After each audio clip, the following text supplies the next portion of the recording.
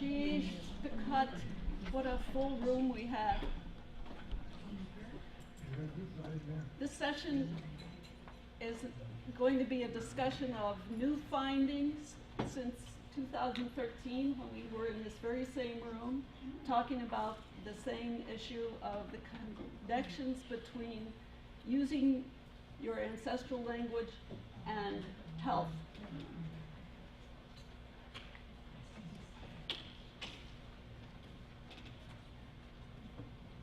Why?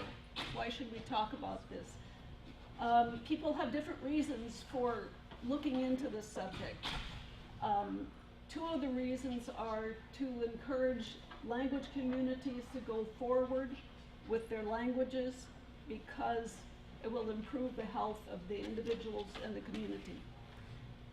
Another reason is to show the health industry, medical industry, that there is a connection between using your ancestral indigenous language and your health, physical, mental, spiritual health, and that they should therefore fund language activities. There's a lot more money in medicine than there is in language revitalization.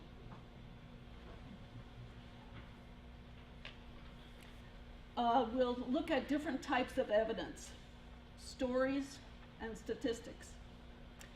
And we'll talk about language effect on wellness, language effect on suicide rates, language effect on the prevalence of diabetes, effect on Alzheimer's disease, on school attendance, and then we'll talk about the difference between correlation. Just because two things happen at the same time doesn't mean that one causes the other. So sitting here in 2013, right there where Napashan is sitting, or Richard, we had Annie Johnston, and she told her story.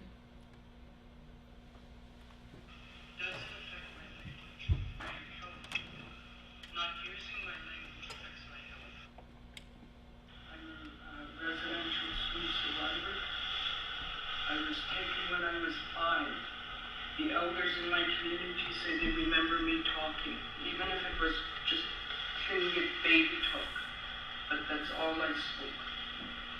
Didn't take long for me to lose it. To speak in public is very hard. And I talk with other residential school people. Some of them are fluent speakers, they speak. But there's others like me that understand but don't speak. And we talk about what happens when you get the lump in your throat. Your stomach starts turning. And there's all the other emotions that come in there. And can we heal along with the language? I think we can. Can we heal in the language? We can, because to me the most powerful thing when I look at my elders, I look at my auntie, and I can tell her, Isikhan. Was anyone that's here today here at that session? And I have the name right. Here's another very short section of a presentation by Dale McCreary at University of Victoria now, and he documents language in British Columbia. So he worked with very elderly people, and here's what he had to say about the effects that he found on their cognitive ability. Through the time that I've been working in Clowntu and continuing into Bella Coola, another factor started to figure more and more prominently in my evaluation of what I was doing. Health. I won't go into too much detail, but I've had more than one elder show clear signs of of reversing mental aging, for want of a better word, having their short-term memories improve, and the like. Beatrice Elliott, in particular, went from constantly falling asleep while recording, constantly forgetting the question or topic being discussed, and her family widely considered her to be going into dementia or already being in dementia, to the point 6 months later, she translated an entire story she'd never heard before in one go before I could even start repeating it sentence by sentence. And she had entirely stopped losing her train of thought while recording, stopped nodding off, was always focused in there, and these abilities had extended into the entire rest of her life, to where her family and friends and those who had known her considered that she had woken up again. 2 stories. Now we'll look at some statistics. In our session in 2013, we started with this study, Aboriginal Language Knowledge and Youth Suicide. The continuity, cultural continuity, will come up in the next slide, but this study looked at suicide rates in communities around British Columbia. They varied greatly. The results demonstrate that of all the factors listed here, did the community have self-government? What was the status of their land claims? What about education? What about healthcare? What about, did they have cultural facilities? Did they have police and fire services? The predominant factor that predicted whether the suicide rate was high or low was language.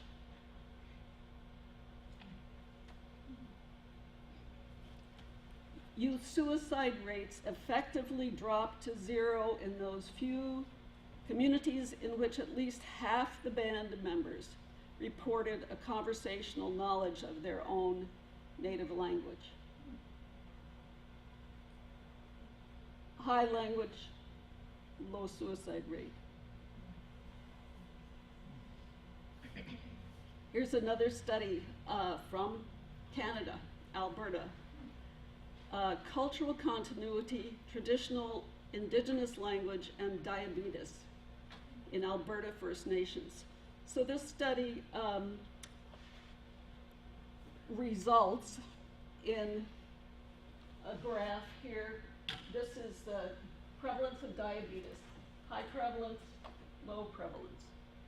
This is the Indigenous language knowledge, percent of people who are can use their language. So the diabetes rate is high when the language use is low.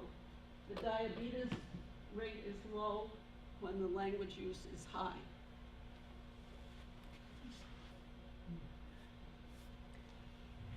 Those First Nations that appeared to have more cultural continuity, which they measured by traditional Indigenous language knowledge, had a significantly lower diabetes prevalence after adjustment for socioeconomic factors. The use of this term cultural continuity has inspired me to start using the term language continuity instead of revitalization or retention or language death or sleeping language or a dormant speaker or latent speaker. Continuity doesn't compare to a problem. It doesn't come from outside the community. It's the community will continue the language and the culture.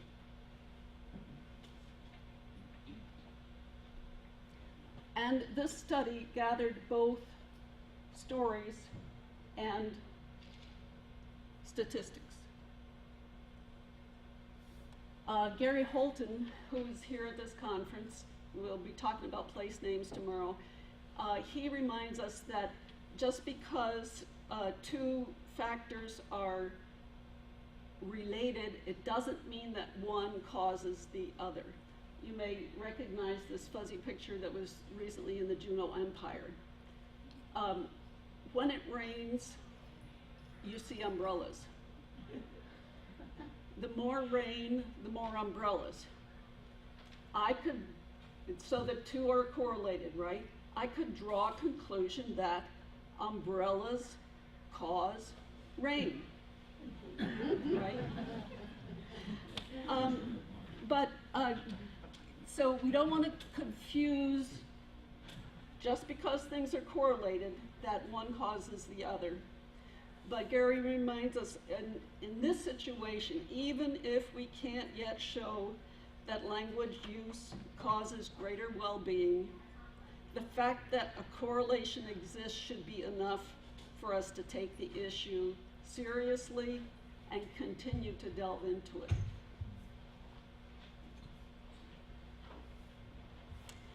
So let's take a look at some more statistics with a story at the end. The Juneau Douglas Schools Tlingit Culture, Language, and Literacy Program, TCLL. You see elders here who are sitting in the room. Kasech,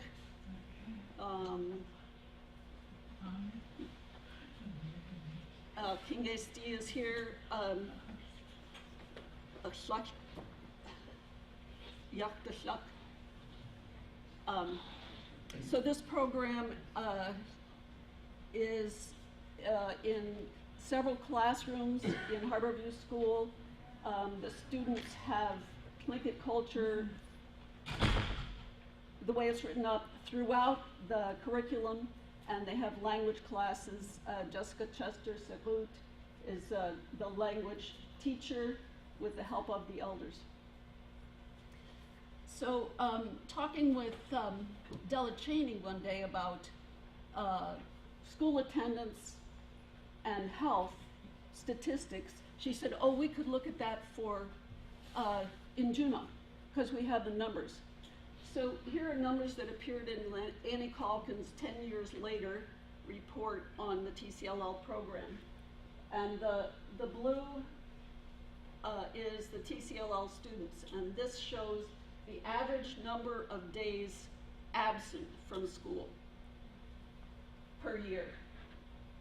The red is all the other Native students who are not in the TCLL program, language and culture.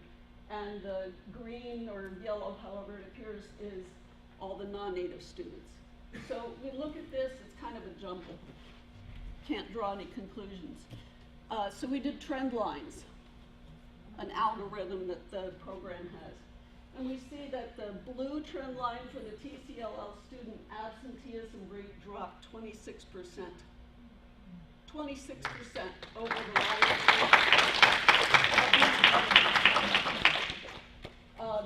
the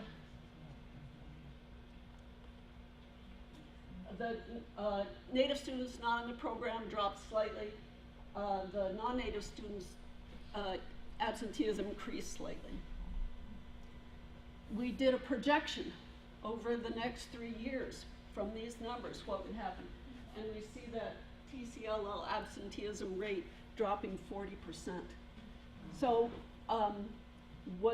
did it really happen? Because these numbers stopped in 2008. Went back to the school district and got some help with the numbers.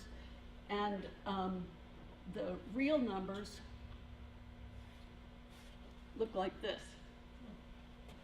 TCLL absenteeism rate rose. They said, oh, no, these aren't the results that you wanted to see, but that's what it is.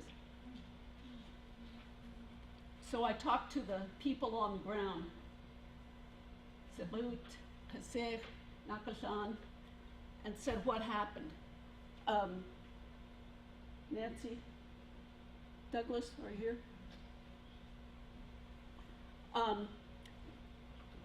We did a different kind of a trend line. This is a moving average. So right here, what happened? I said, well, obviously, the people who had been teachers in these classrooms this whole time retired. New teachers came in who didn't know the difference between an eagle and a raven. And the kids stopped coming to school.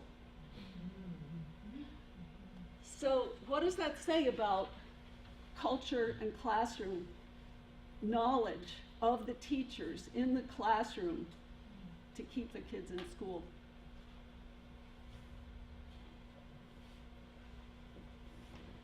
And who cares?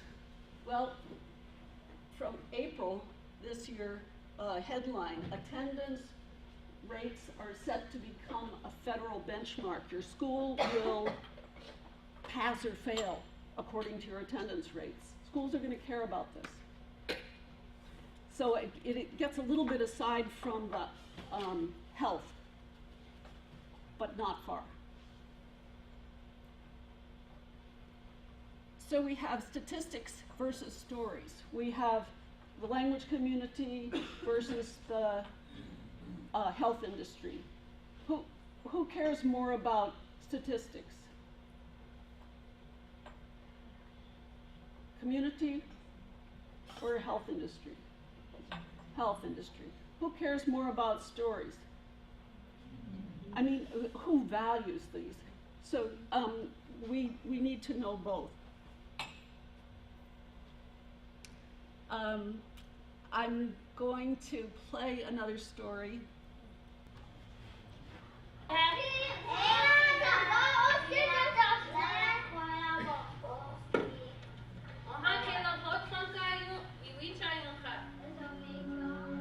Learning your language, it connects you back to your people and in ways that can't be fully articulated, but you can feel. It came from an idea. I'm just going to say this is Lakota language immersion trailer from a larger film, Rising Voices. Some of you may have seen it.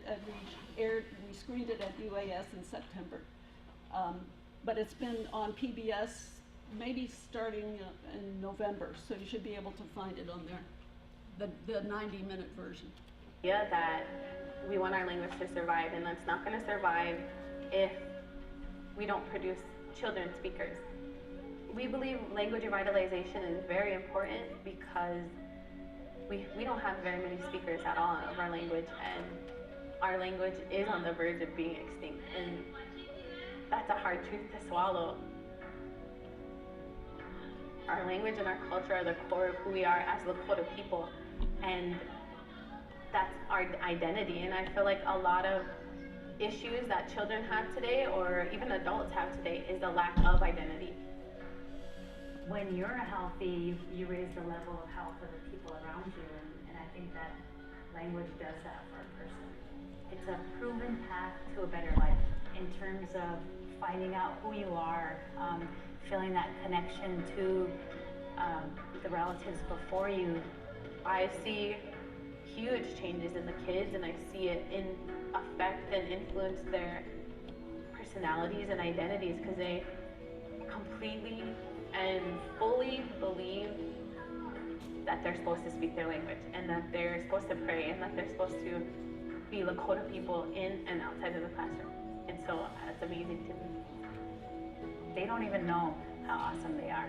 They just go to school where everyone's family and we get to speak Lakota. I mean, I don't think until they're older will they realize the full extent of how amazing they are and what they're doing for our people.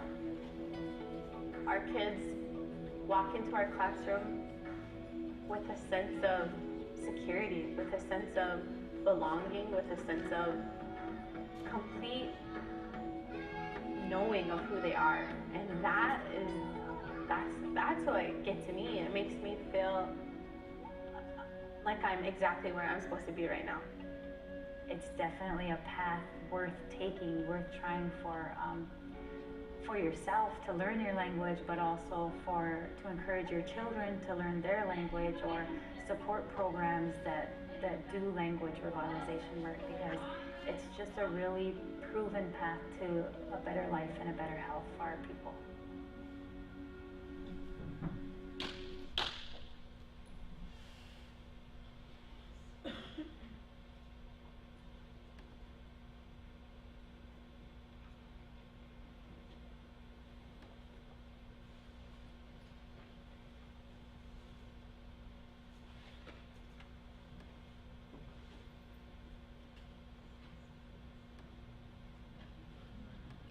So here's a bonus. Ellen Bialystock at York University, again in Canada, has been working for 25 years to look at the effects of bilingualism on Alzheimer's disease or dementia. And here's one of her findings. On average, bilinguals begin to show symptoms of dementia 4 years later than monolinguals. 4 years later. If you're bilingual, you will have a what do we call it, a better lifestyle, better, well, longevity, true. So let us encourage each other to share stories on the benefits to your health from working with your language. You may choose to record It's 12 o'clock. in the Miller room next door.